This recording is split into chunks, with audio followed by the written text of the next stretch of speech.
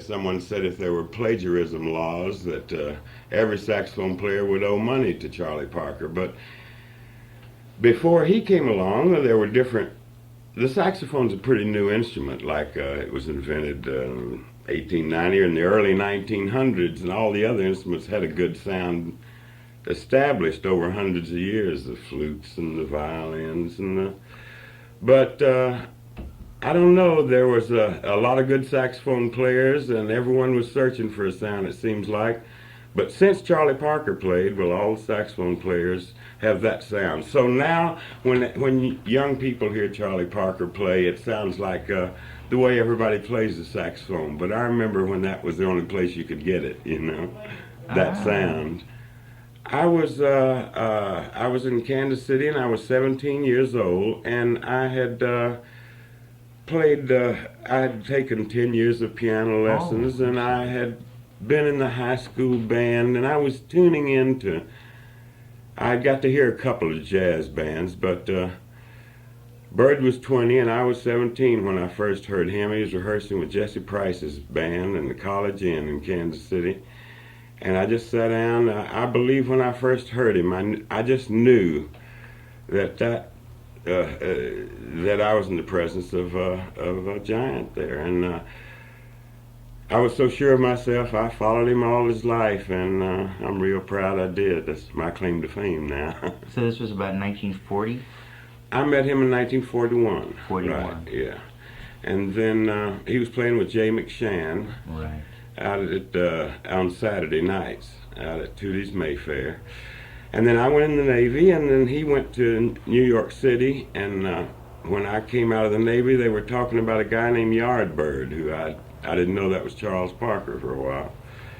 And then they'd already heard about him in New York, and all the musicians immediately thought it was something great. All the young musicians. The old musicians didn't hear it at first, and there was a lot of people say that's a fad, and that sound's not the real one, you know. But all us young guys at that time were sure it was. And now that I'm an old man, it makes me want to not be guilty of that. I think of it a lot. Boy, I don't want to be caught goofing on some young guy that's good like they goofed on Charlie Parker, you know. All right. So this is during World War II. Did he really become that famous that quickly? Among musicians in New York. Well, he came to New York from Kansas City, and he had his horn wrapped in a paper bag, and he didn't have any money, and he was washing dishes at a barbecue joint. But Dizzy had heard Bird in Kansas City when he had gone through with, let's see, whose band that would have been, Earl Hines maybe, or Diz had been with Cab before that, but he knew about Charlie Parker because they would have jam sessions when they'd go through Kansas City. So then Bird, he knew Bird was in New York, and he started taking him with him, you know, and finally Bird got a job at Minton's washing dishes where all these guys were playing out there, and Diz would say, hey, you got to hear this guy washing dishes. This is, you know, as good as anything. And out, he'd bring Bird and take him around and make people hire him on record dates that would hire Diz. Like Sarah Vaughan's first record was, I'll think of the name of it in a minute, but Bird took Diz to the record date, and there was no music written for Bird, and Clyde Hart was the piano player, and he was supposed to play a 4-bar introduction. And Diz says, you got to let this guy on this record somewhere, so they gave Bird the 4 bars, and I'll think of the name of the record in a minute. As a matter of fact, I have it here, and Bird played such a 4-bar introduction. At that time, nobody ever heard anything like that. The musicians all fell over laughing. They couldn't come in right. They had to wait and do it over again. The Bird was so new and so good that the musicians knew immediately. And then in New York, they knew for a long time he could do no wrong. But I was telling you the other day, when he made his trip out to the West Coast, they weren't ready for him, and that was when he had all his hard times. And this was when that he came to Hollywood? Yes, I guess it was the early 50s maybe. I don't remember exactly when that was. He and Diz brought a band out. They played at Billy Berg's, And all the books written about him that I read and the movies that's going to be made are usually based on the events that happened out there in a short period of his life that was very unhappy because they weren't ready for Bird. I remember so many good things in New York and such a great life that it's kind of funny to read all the material that's written about him now. With the seems like the people,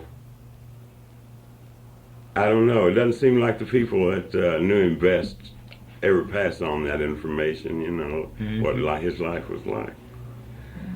But we have a lot of his music. That's what's good. He did record a lot. Well, and now that he's finally recognized, if you can say that. Everybody. He's a legend. Almost everything he ever recorded that is available on discs, reissued. They're punching it out. Yeah, he was, and of course, at the time, they put the name bebop to it, what he and Diz were doing, and I don't guess it matters what people put when they write it, you know, it's just music. But let's take a break and play with the record we have here with strings. All the other was real hot, and people didn't realize how lyrical he was, and so they finally got together and made him an album with strings, which he always wanted to play with. And this gave a new dimension to the listeners to find out that Bird really was more melodic and musical than they had thought before, because his virtuosity was what had astounded everybody before, you know, on the alto saxophone itself. But play this record with strings just to hear how beautiful and melodic he was, too. Though, some reason or other, Bird didn't go down to the draft board, just didn't bother, and the FBI came to get him one time and took him down, and as it happened, he didn't pass the physical, but they called the guys yardbirds, and that were just in the Army and had to clean up the yard or something, and Bird told me one time that that's why they called him Yardbird, because they said he was going into the service and going to have to be picking up the paper with those pointed sticks. But I don't know, I've read in one of the books that sounds more right that, you know, Bird's mother worked at night. His father was separated from his mother at an early age. He lived with his mother, and she worked at night in Kansas City. I believe, scrubbing the floors in downtown buildings at nighttime. And so that left Bird, as a young teenager, free to hang out pretty good all night long, because his mama was gone. He could do what he wanted to. And so he would, at that time, Count Basie was playing at the Reno Club in Kansas City. And that's when it was really, it had Lester Young and Joe Jones, and it was the good band. And Bird was too young to go in those places, but you could climb up over the stand. There was a ladder going way up in the top, and you could look down over them. And so Bird would go there at night while his mother was gone, and she would always leave him a piece of chicken. And he would be up there eating on this chicken while he would be looking down at Count Basie's band. The guys in the band called him Yardbird because that was the nickname for a chicken at that time, a Yardbird. So maybe one of those two things had something to do with it. What really stuck is the word bird and the beautiful way that they sing. I believe the musical connotation, the bird sang like a bird, so it was, I think it kind of stuck because of that. And then all of us that knew him well and was real hip, we didn't call him Bird, we called him Yard. Yard. Yeah, he was Yard. We was real hip, you know. Hey, Yard. But there might be other reasons the way that name got started, but he was Charles Parker, or Charlie Parker, we used to call him in Kansas City, and then when he got to New York, Yardbird stuck with him. Did he play anything other than alto saxophone? You know, he told me he played the baritone horn in the high school band.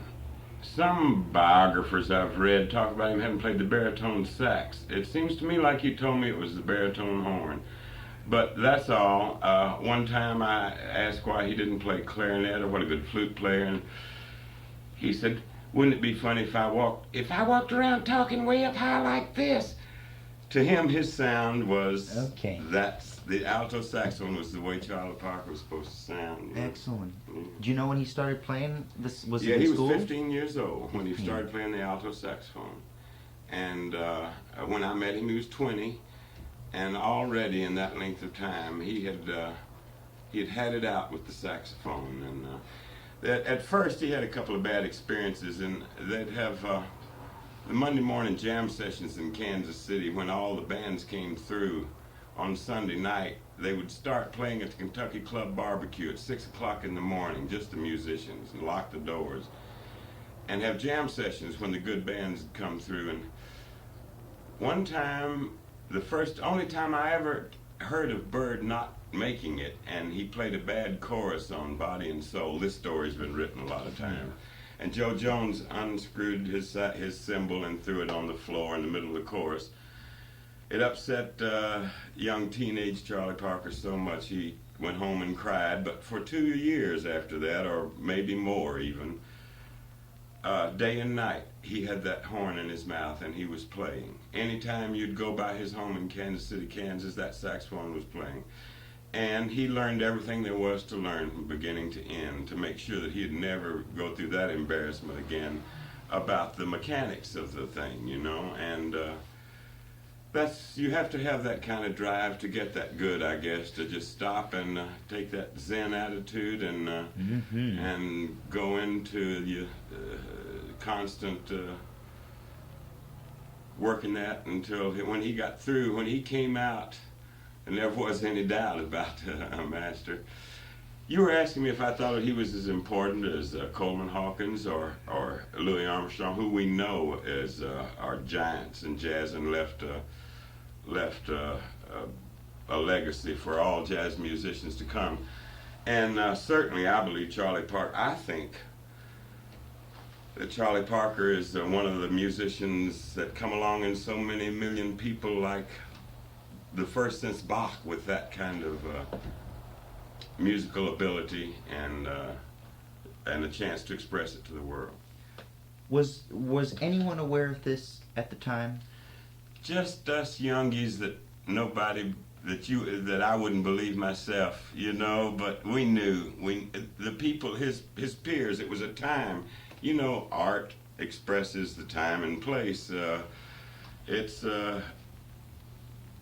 There was a young bunch that followed. If Bird played within 500 miles, we would go, you know, because we knew it was for us. It was the message, like it was really the truth. And although a lot of people thought that this kind of music was silly because it was new, I bought a dictionary the other day, and there was Charles Christopher Parker in the dictionary. American composer and saxophone player. So I was sure I was right then, and now I feel like it's proved out.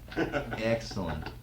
Well, look, what kind of, did he have classical training? Did he just pick up the horn jazz inspired? You know, for one thing, there was a couple of people who took him aside and taught him the European style, and showed him the correct way that every young music student has to learn.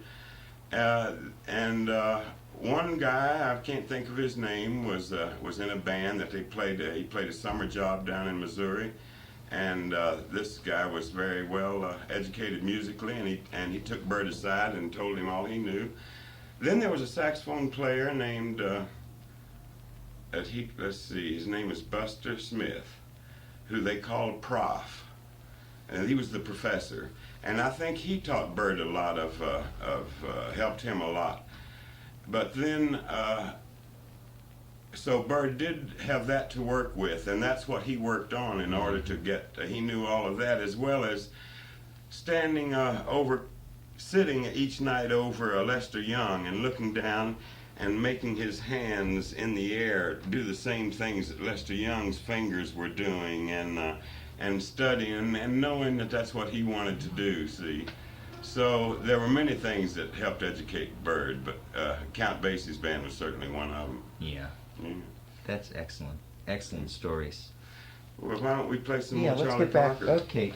What we're going into now is, I'm trying to remember the date. I think these are 1947 sessions in Hollywood that Yardbird Suite and Moose the Mooch and Relaxing and Camarillo all went down on. And let's listen to the famous recording of the Yardbird Suite. Bob Durrell was a piano player who was another admirer of Charlie Parker. But what Bob liked to write songs. He liked to write, compose music and lyrics. And to most of us at that time, we kind of, that was a much less important than instrumental stuff. But Bob had something going we didn't understand at the time.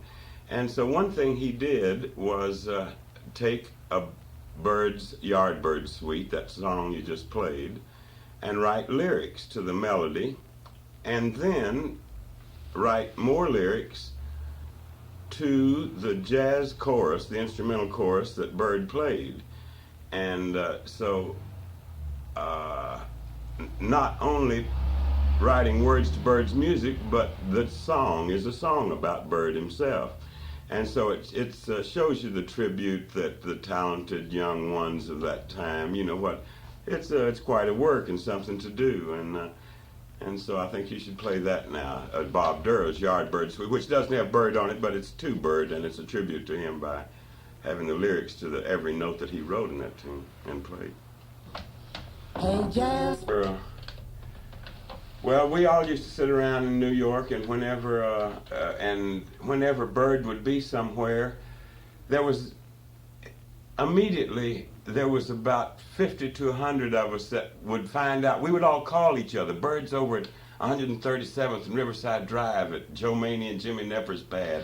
And there would be 50 musicians there inside of 30 minutes, and it would just be like, and Bob Durrell was one of those guys, and being a songwriter, he wrote one there about Bird. Who else is part of this group that you're talking about, of people who were hip to it and would follow around to the concerts? Well, little Benny Harris was a trumpet player that was with Earl Hines' band, and they got Bird on that band later on. And little Benny loved Bird so much, and he dug him. He was about 17 when he first met Bird, and so he took a lick that Bird played on a tune called Swingmatism or Sepian Bounce, I guess, by Jay McShann, one of the first ones. And we're just starting with that lick. He took the chord changes to How High the Moon. Of course, most of those bebop tunes were recycled tunes with other melodies. And so he took this lick from Sepian Bounce and took the chord change to How High the Moon and wrote this tune, and because it was based on a Bird lick, he called it Ornithology. Ornithology. And that became a very famous one, and I know you've got it queued up, so let's play one of Bird again, playing Benny Harris's tune, Ornithology. Let you know that this is KAZU Pacific Grove, listener-supported radio for the people of the southern Monterey Bay Area.